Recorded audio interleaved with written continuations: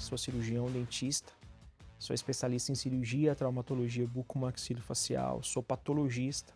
O meu currículo profissional, ele tem mais de 100 páginas. Conquistei a casa dos sonhos, o carro que eu sonhava, o carro que a minha esposa sonhava, clínicas, funcionários. Conquistei todos os recursos financeiros que uma pessoa poderia querer.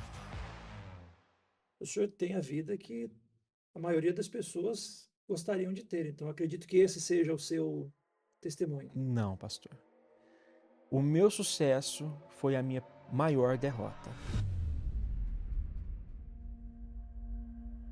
Sempre eu queria mais. Eu queria recursos financeiros, eu queria dinheiro, eu queria poder, eu queria status. Era o que mais me encantava, era o poder. As viagens que eu poderia proporcionar para minha família, para minha esposa, me dava ali o status de ser um bom marido. E eu não tinha diálogo com a minha esposa, mas eu achava que ela está reclamando de barriga cheia. Eu estou dando o carro do ano para ela. Eu estou dando um carro de 400 mil reais para ela. Nada disso satisfazia ela como esposa. E eu falava, ou você é louca, ou você não entende que tudo que eu estou fazendo é para o nosso bem, é para o nosso crescimento. O Henderson, ele se tornou soberbo, trabalhando demais, não tendo tempo para mim, para minha filha, né, para nossa filha, Maria Luísa. Ele só queria crescer profissionalmente, ser reconhecido. Ele foi crescendo ao ponto de que não conseguia nem me escutar e nem eu escutar ele. Então o diálogo simplesmente acabou. Para mim não tinha limite, e eu sempre brincava, o limite é o céu. E eu achava que nada e nem ninguém poderia me parar. E na verdade eu conquistava tudo e continuava infeliz. Apesar de todo esse sucesso, eu tive uma depressão. Nada preenchia o vazio que eu tinha na minha alma. Era um vazio que começou a ser transmitido na minha fisionomia. O meu corpo, engordei muito. As pessoas falavam comigo, eu não sabia o que a pessoa estava falando. Chegou a um ponto de eu começar a conversar com a pessoa, parece que a voz dela não saía, eu só via movimentando a boca, mas eu não conseguia interpretar o que a pessoa estava falando comigo. Mas se você viesse a minha rede social naquele momento, você acharia que a minha vida estava perfeita. Mas o que a rede social não mostrava era o meu vazio, era a minha depressão, era o meu relacionamento mal com o meu casamento com a minha esposa. E eu chorava no banho, eu chorava à noite, eu não tinha paz para dormir, eu não tinha alegria de estar na minha casa, eu não passava o final de semana na minha casa, eu tinha que estar sempre fazendo algo para disfarçar o meu vazio. Eu tinha que viajar, eu tinha que estar num bar, eu tinha que fazer algo, porque se eu sentasse e sentisse o vazio, eu chorava e eu não queria transparecer. E chegou ao ponto de chegar a ir para a rua, comprar um carro e chorar. Essa foto só estava lá Eu estava saindo da concessionária com a minha filha chorando. e chorando. Eu nem queria esse carro. Comprei para trazer ali dentro um motivo de alegria e que eu não tinha naquele momento, né? E aí veio, consequentemente isso, eu parei de cuidar da minha saúde. Eu parei de cuidar do meu corpo. Então eu engordei muito, né? Eu tive... E aonde eu infartei. E eu cheguei a ouvir do médico que se eu não mudasse de vida, eu iria morrer. Como é que é para um médico que cuida de pessoas não conseguir cuidar de si próprio? Por achar, pela vaidade, que não iria acontecer comigo. E ali eu me senti um lixo. Eu me senti um lixo. Eu entendi que o sucesso e o dinheiro não iria me devolver a minha saúde. E eu tentei buscar os melhores especialistas, os melhores profissionais. E aí foi se agravando. Quando eu chego em janeiro do ano passado, eu me encontro sem movimentos da perna. A minha alma, o meu corpo e o meu espírito continuava doente. Ao ponto de, em janeiro desse mesmo ano, eu tinha o maior congresso da minha profissão em São Paulo.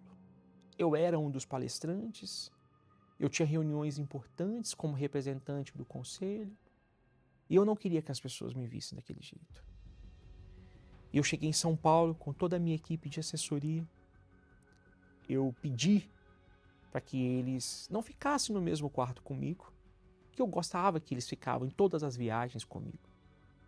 Porque eu já estava com o pensamento predestinado. Eu já estava com o pensamento de tirar a minha vida.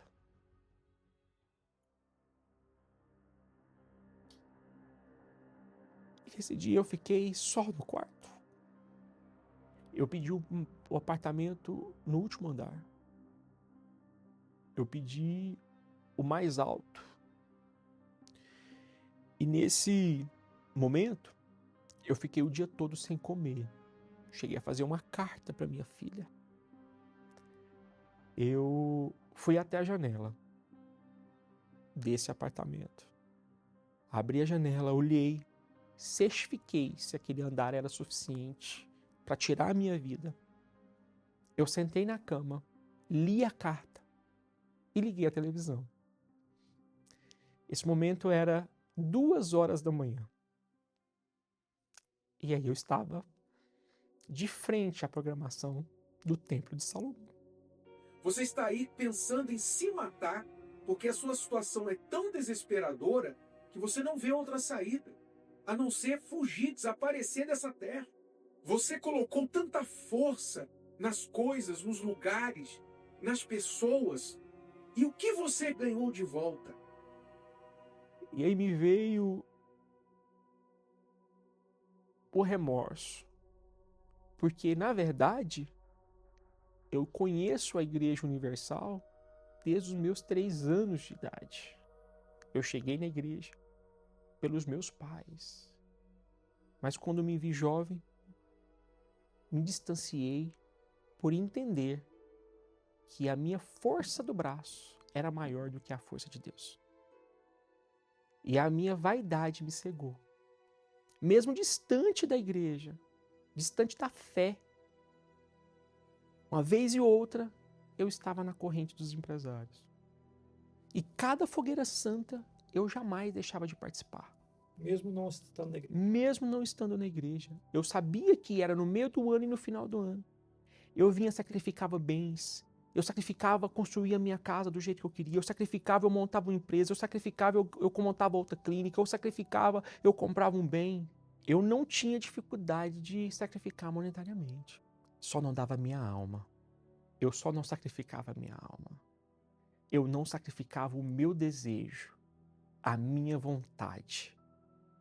E quando eu estava ali pensando na minha morte, ali estava o Bispo Renato.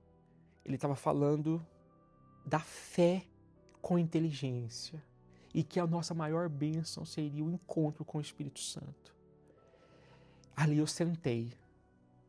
Amanheceu, eu levantei, eu me alimentei e novamente não fui ao congresso. Eu fui ao Templo de Salomão. E nesse momento, eu pedi para Deus, eu estou iniciando hoje uma nova jornada com o Senhor. Ali eu mostrei para Deus que eu era nada. Ali eu não cheguei com o meu currículo. Ali eu cheguei como um filho. E principalmente que o que eu quero nem é sempre o que eu preciso ter. O que eu precisava ter era o Espírito Santo e eu não queria. E nesse momento eu saí do Templo de Salomão decidido a ter um encontro real e verdadeiro com Deus. comecei do zero.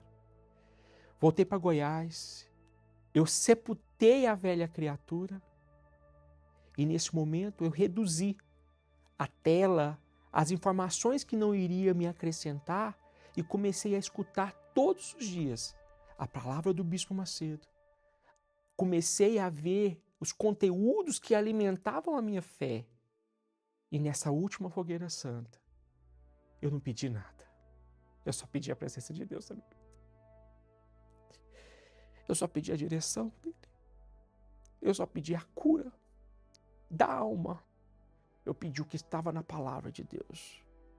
Primeiro o Espírito Santo, o resto seria me acrescentado. E eu falo para o Senhor que não foi a maior de sacrifício financeiro, foi a maior de entrega. Foi a qualidade do Cordeiro. E eu tive o Espírito Santo. Eu fui batizado com o Espírito Santo. Foi glorioso. Foi a maior conquista, foi a maior bênção, foi a maior vitória e o maior reconhecimento que nenhuma honraria, seja nacional, internacional, nenhum prêmio de um congresso poderia me proporcionar. Porque ali eu estava sendo reconhecido pelo meu Deus. Foi aonde eu entendi que em Malaquias 3,10, que a primícia não é só no dinheiro, não é só no dízimo. Eu tenho que colocar Deus como primeiro em tudo.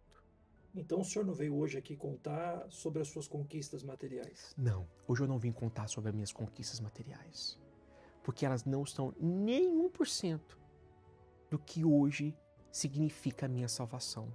Eu não quero mais nada.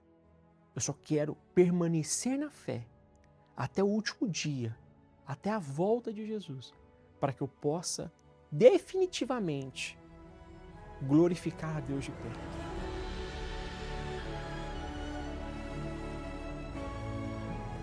Hoje ele é outra pessoa, ele é mais carinhoso comigo, ele dá mais atenção para mim, ele dá mais atenção para a nossa filha, que era o que ela mais sentia falta. Então, hoje ele é um outro homem.